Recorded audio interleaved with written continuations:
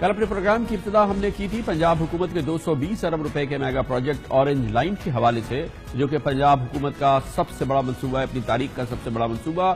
ہم نے اس پروگرام میں اس حوالے سے آپ سے بات کہی تھی، اور جو کہ لاہور ہائی کورٹ میں پروسیڈنگز ہیں اس حوالے سے بات سامنے آئی تھی کہ پنجاب حکومت اس اپنے میگا پروجیکٹ کے حوالے سے، جس پہ کہ ایک اندازے کے مطابق 220 ارب روپے کی لاگت آئے گی، اس کی دستاویزات، اس کے معاہدات، اس میں جو قرضے حاصل کیے جا رہے ہیں چین کے ساتھ، چین کے مختلف اداروں کے ساتھ اس حوالے سے جو ایگریمنٹس ہوئے ہیں، اس کی تفاصیل فراہم نہیں ہو رہی ہے۔ اور یہ بات سامنے آئی تھی جو کہ ہم نے آپ سے کہا تھا کہ گو کہ یہ پنجاب کی تاریخ کا سب سے بڑا معاہدہ ہے، لیکن اس کے باوجود اس کی دستاویزات، اس کی معلومات عوام کی دسترس میں نہیں ہیں۔ اس حوالے سے بھرپور کوششیں جو کی گئی، جو کہ پنجاب انفارمیشن ایکٹ کے ذریعے بھی کی گئی، یعنی کہ رائٹ ٹو انفارمیشن، جو کہ پنجاب حکومت نے قانون بنایا ہے کہ وہ اپنے تمام معاملات کی معلومات عوام تک پہنچائے گی، اس حوالے سے بھی معلومات مانگی گئی، وہ نہیں دی گئی۔ پھر پنجاب انفارمیشن کونسل جو کہ اس حوالے سے بنائی گئی ہے،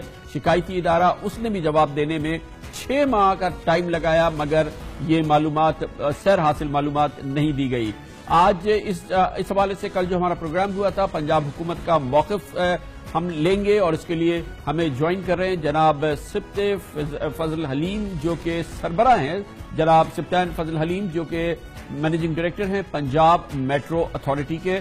سبطان فضل حلیم صاحب، بہت بہت شکریہ، آپ نے ہمیں جوائن کیا۔ پہلے تو یہ فرمائیے گا کہ اس اورنج لائن منصوبے کے حوالے سے جو دستاویزات ہیں، جو معاہدات ہیں، یہ عوامی منصوبہ ہے، اور ظاہر ہے کہ اس میں پاکستان کے عوام نے اس کو پے بیک کرنا ہے۔ اس کی تمام دستاویزات، معلومات عوام کو حاصل ہیں، وہ حاصل کر سکتی ہیں، اس کو جو معلومات چاہیں ان کو دی جائے گی۔ کامران صاحب، سب سے پہلے تو میں آپ کا مشکور ہوں کہ آپ نے موقع دیا کہ میں اپنی طرف سے وضاحت پیش کر سکوں۔ انفارمیشن کی فراہمی کے حوالے سے آپ کے گوش گزار کرنا چاہتا ہوں، اور آپ کی وساطت سے عوام تک یہ بات پہنچانا چاہتا ہوں کہ 104 ڈاکیومنٹس ہیں جو 2200 صفحات پہ مشتمل ہیں، جس کے اندر جو مین کانٹریکٹ ہے، کمرشل کانٹریکٹ جو چائنیز کمپنی کے ساتھ کیا گیا اورنج لائن کا، وہ اس میں شامل ہے۔ اس کے RFPs، اس کی ساری ڈیٹیلز مہیا کر دی گئی تھی directly through the high court. تو یہ ہائی کورٹ کے ذریعے ہم نے یہ فراہم کر دی تھی۔ صرف جو 2 ڈاکیومنٹس نہیں دیے گئے تھے، اس کے میں پس منظر بیان کر دیتا ہوں کہ ایک اس میں ہے intergovernmental framework agreement, جو کہ حکومت پاکستان اور حکومت چائنا کے درمیان میں سائن ہوا یہ، اور اس کے تحت جو 2 لون اگریمنٹس 3 سائن ہوئے ہیں اسی پروجیکٹ کے، وہ ہم ڈسکلوز نہیں کر سکتے تھے، کیونکہ یہ تو پہلی تو چیز یہ ہے کہ معاہدات تمام کے تمام فیڈرل گورنمنٹ کے سائنڈ ہیں، انہی کے ڈاکیومنٹس ہیں، وہی اس کے کسٹوڈین ہیں۔ دوسری بنیادی چیز یہ ہے کہ جب ہائی کورٹ میں یہ ہیئرنگ ہوئی تو اس وقت یہ بات ریز کی گئی تھی کہ یہ شیئر کیا جائے۔ ہم نے ہائی کورٹ سے درخواست کی تھی کہ یہ انٹرنیشنل اگریمنٹس ہیں، سبطان صاحب کوئی اعتراض نہیں ہے۔ یہ فرمائیے گا کہ یہ بہرحال ریاست پاکستان کا یہ معاہدہ ہے، اور یہ پاکستان کے عوام کو اس کے خزانے سے اس کو ہم نے سروس کرنا ہے، یہ جو ہم قرضے حاصل کر رہے ہیں، اور تو یہ کیوں پاکستانیوں کو نہ پتا ہو کہ ہم کس شرح پہ قرضے حاصل کر رہے ہیں؟ کیا ہم نے یہ کمپٹیٹو قرضے ہیں؟ کیا یہ سافٹ لون ہے؟ کیا یہ اس کی جو اس کی شرح ہے وہ کیا ہے؟ اس کے متعلق جتنی بھی معلومات ہے یہ کیوں نہ شیئر کی جائے پاکستانیوں سے؟ دیکھیں، آپ کا کہنا بجا ہے، لیکن یہ ہے کہ انٹرنیشنل اگریمنٹ جو بھی سائن ہوتے ہیں اس کی ٹرمز اینڈ کنڈیشنز کی پابندی دونوں ممالک پہ لازم ہوتی ہے جی۔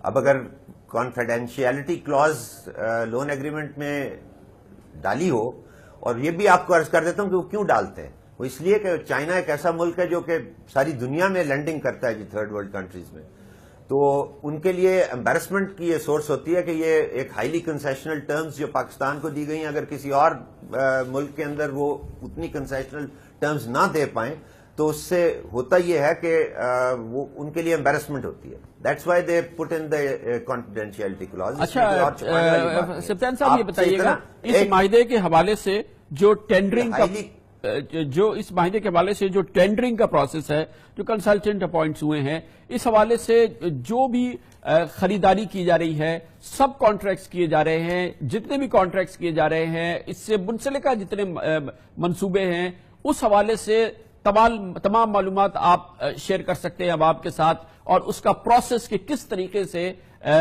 ٹھیکیداروں کا، کاموں کی ڈسٹریبیوشن کا، یہ تمام عمل کس طریقے سے ہوا، یہ آپ عوام کے ساتھ شیئر کر سکتے ہیں؟ یہ نہ صرف یہ کہ شیئر کر سکتے ہیں بلکہ یہ شیئر کر دیا گیا ہے.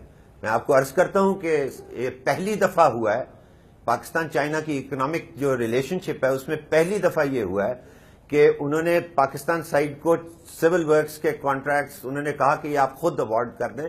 یہ کبھی بھی پہلے نہیں ہوا. گڈز اینڈ سروسز ہمیشہ ٹائڈ اسسٹنس ہوتی ہے اور اس کے اندر وہ چائنیز کمپنیز ہی اس کو کرتی ہیں ایکسیکیوٹ جی. لیکن یہ پہلی دفعہ ہوا اس پروجیکٹ میں کہ یہ پاس آن کر دیا گیا ٹو پاکستان سائڈ. ریزلٹ اس کا یہ ہوا کہ 4 کانٹریکٹس جو ایل ڈی اے نے کیے اس میں 6 ارب روپے کی سیونگ انہوں نے اچیو کی, اور اوپن ٹینڈرنگ پروسیس کے ذریعے 4 کنٹریکٹرز کو ہائر کیا گیا جو اس پہ مامور ہیں اس کی ایکسیکیوشن کے. جی اچھا سر, اسی کے ساتھ یہ بھی آپ کو ایک اور اہم معلومات فراہم کر دیجئے کہ یہ کیا معاہدہ جو ہے, یہ جو اورنج لائن بن رہی ہے, کیا یہ سی پیک کا حصہ ہے یا سی پیک سے باہر ہے؟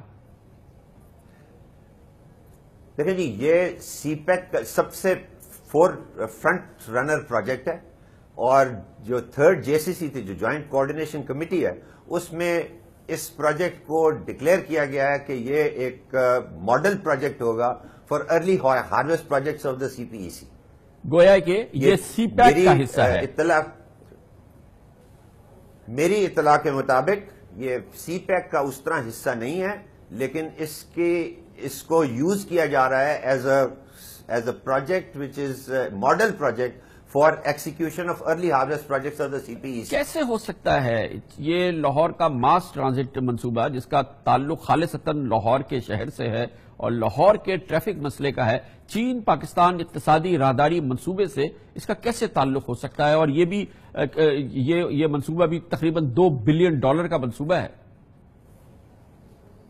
جی, میں آپ سے عرض کروں کہ ابھی آپ ٹینڈرنگ کی بات کر رہے تھے, تو اسی کے حوالے سے میں دوسری وضاحت کرنا چاہتا ہوں کہ یہ بھی پہلی دفعہ ہوا ہے پاکستان چائنا اکنامک ریلیشنز میں کہ اس منصوبے میں جو چائنیز کنٹریکٹر کو ہائر کیا گیا وہ بھی ایک ٹینڈرنگ پروسیس کے ذریعے ہائر کیا گیا. جی, یہ پہلی دفعہ ہوا ہے, ورنہ ہمیشہ کنسیشنل لینڈنگ, جہاں ہائیلی کنسیشنل لینڈنگ ہو وہاں پہ نامینیٹڈ کنٹریکٹر. آپ 2 منٹ اگر مجھے دیں.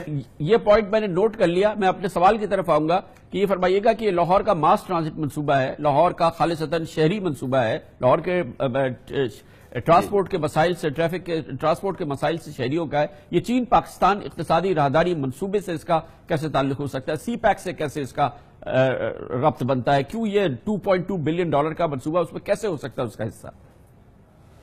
دیکھیں جی, سی پیک چائنیز فنڈنگ سے ایکسیکیوٹ ہو رہا ہے, اور یہ پروجیکٹ بھی چائنیز فنڈنگ کے ساتھ ہے. اس کی ٹائمنگ کچھ اس طرح ہوئی کہ ہمارا پروجیکٹ ایڈوانسڈ سٹیج پہ تھا, اور وہ پرنسپلز جو ہم نے نیگوسیشنز میں یا فیڈرل گورنمنٹ کی وساطت سے طے کیے, ان پرنسپلز کو کہا گیا کہ سی پیک کے باقی پروجیکٹس کے لیے بھی اس کو ماڈل تصور کیا جائے.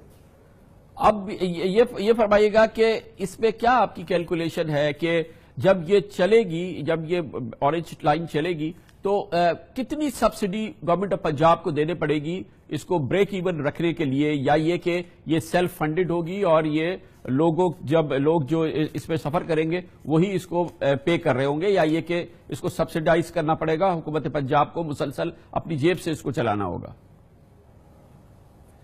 کامران خان صاحب, اربن میس ٹرانزٹ سبسڈی کے بغیر نہیں چلتی, فیئر باکس ریونیوز سے بریک ایون پہ نہیں چل سکتی, دنیا کے کسی جگہ پہ نہیں چلتی.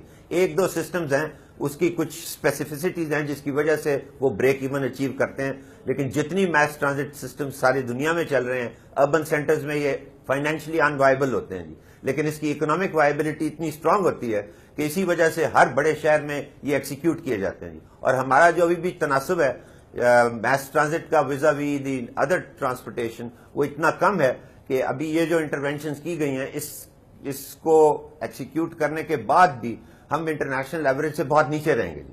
بہت بہت شکریہ سپتان فضل حلیم صاحب. چیئرمین مینیجنگ ڈائریکٹر ہیں پنجاب میٹرو اتھارٹی کے، ہمیں جواب دے رہے تھے کہ یہ منصوبہ شفاف ہے یا نہیں. آپ نے ان کے جواب سنے.